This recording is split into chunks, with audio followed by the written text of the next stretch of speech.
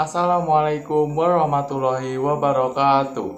Halo teman-teman, perkenalkan nama saya Ilham Armansyah dari program studi Hukum Pidana Islam. Nah, di sini dengan NIM terakhir 104. Di sini saya ingin memaparkan salah satu subbab dari mata kuliah Metodologi Studi Hukum Islam yang berjudul Pendekatan Studi Hukum Islam di Masa Klasik.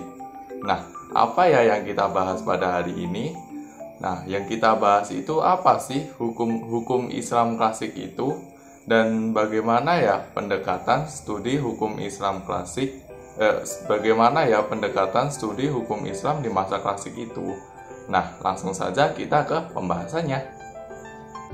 Nah, kita akan membahas apa sih hukum Islam klasik itu. Jika ditilik lewat periodisasi sejarahnya, pada masa Rasulullah dan juga Khulafaur Rasyidin, keberadaan hukum Islam senantiasa berjalan dengan kebijaksanaan para pemegang kekuasaan pemerintahan, karena kekuasaan kehakiman dipegang dan dijalankan langsung oleh pimpinan negara.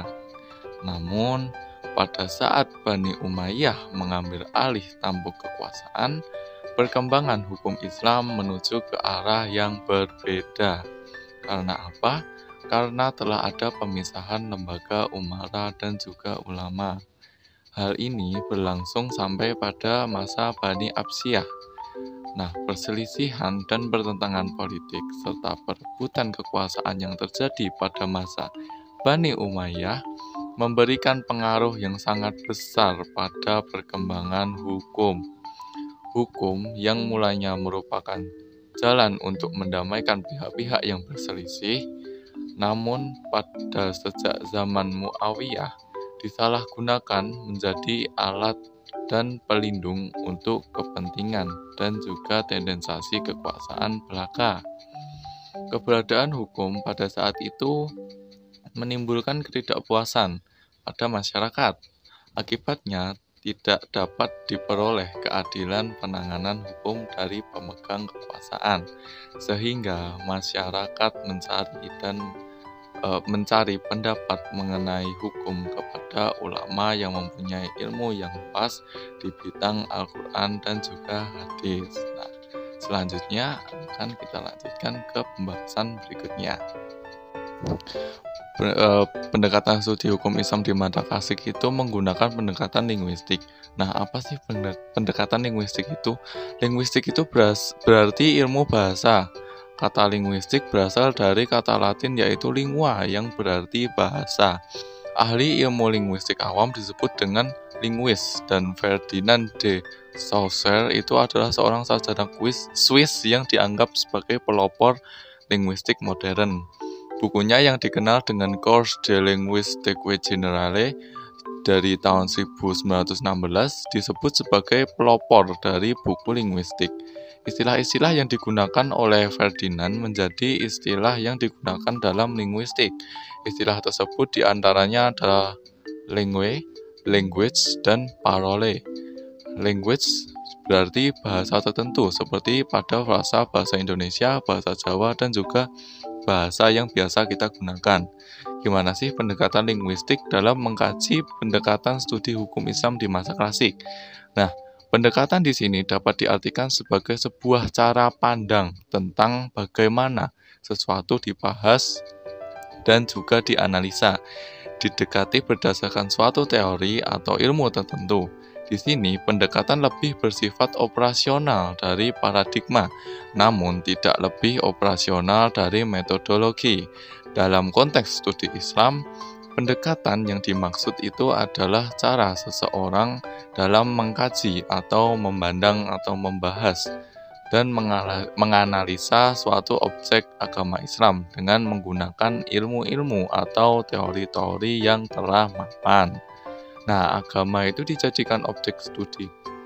Di sini agama dijadikan objek studi bisa dari segi ajaran dan juga bisa dari segi realitas sosialnya. Ilmu atau teori itu pada dasarnya dipergunakan sebagai alat bantu atau pisau analisis atas permasalahan sehingga tampak jelas objek dan lingkup studinya studinya. Dengan demikian, pendekatan yang dapat dipergunakan dalam studi Islam tidaklah satu, tetapi banyak dan juga beragam. Salah satunya adalah pendekatan linguistik yang sesuai dengan pengertian yang sudah kita jelaskan di atas. Nah, sebelumnya pendekatan ini menjadikan bahasa sebagai objek serta sudut pandang dalam memahami dimensi ajaran Islam dan juga realitas dari ajaran tersebut.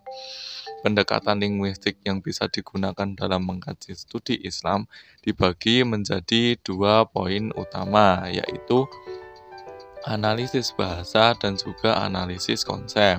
Nah, analisis bahasa adalah sebuah cara untuk melakukan pembacaan kembali menyangkut opini atau pendapat yang dilihat dari sisi maknanya. Analisis dalam pendekatan ini memfokuskan pada dokumen atau sumber-sumber tertulis dari hal dalam pengambilan datanya. Tulisan dan dokumen tersebut kemudian dibuat analisis dari segi bahasanya, sehingga bisa diketahui makna penggunaan bahasa tersebut.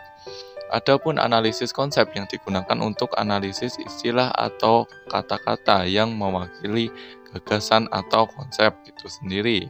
Di sini definisi dari sesuatu yang diperlukan dalam menganalisis sebuah konsep. Pada intinya, analisis konsep itu memiliki maksud untuk mencari kunci dari sebuah konsep dan yang berbeda dengan analisis bahasa yang bermaksud mengetahui isi sebenarnya dari suatu hal. Kedua analisis ini sangat diperlukan dalam pendekatan kebahasaan atau linguistik. Pola kajian yang digunakan dalam metode interpretasi linguistik menghasilkan 4 taksonomi yang berbeda pernyataan hukum dari teks hukum itu, yaitu yang pertama dari tingkat kejelasannya, lalu ada dari segi pola-polanya yang menunjukkan kepada hukum yang dimaksudkan, lalu dari segi keluasan maupun sempitnya cangkupan pernyataan, lalu yang keempat adalah dari segi bentuk-bentuk formula. Oke, setelah itu kita akan langsung ke kesimpulannya dari pembahasan hari ini. Oke. Berdasarkan pembahasan yang sudah kita bahas di atas tadi, dapat disimpulkan bahwa hukum Islam di masa klasik itu secara umum merupakan seperangkat peraturan yang mengatur tentang eksistensi kehidupan muslim yang berisi perintah, larangan maupun hukuman-hukuman tertentu terkait dengan tingkah laku manusia. Sumber dasar hukum Islam itu merupakan Al-Quran, Al-Hadis dan juga ijtihad ulama, dan merupakan keberadaan yang masih sangat umum dari tata peraturan yang ada dalam agama Islam, sehingga masih dibutuhkan penafsiran-penafsiran ilmiah agar dapat secara praktis diaplikasikan oleh seluruh umat muslim. Untuk melakukan penafsiran ini dibutuhkan berbagai metode serta pendekatan. Yang paling umum diketahui adalah pendekatan linguistik. Pendekatan linguistik ini dapat diartikan sebagai cara pandang suatu objek penelitian yang ditentukan dengan memakai teori-teori yang telah mapan dalam linguistik. Objek umum yang diteliti dalam bahasa kaitannya dengan sumber dasar hukum Islam, karena sumber dasar tersebut merupakan bentuk tulisan atau teks. Maka pendekatan serta metode linguistik ini memiliki peran yang penting dalam melakukan penafsiran, terutama yang tersurat dalam teks tersebut, untuk diambil makna tersiratnya tanpa mereduksi teks aslinya. Begitu ya teman-teman terkait dari pembahasan kita kali ini.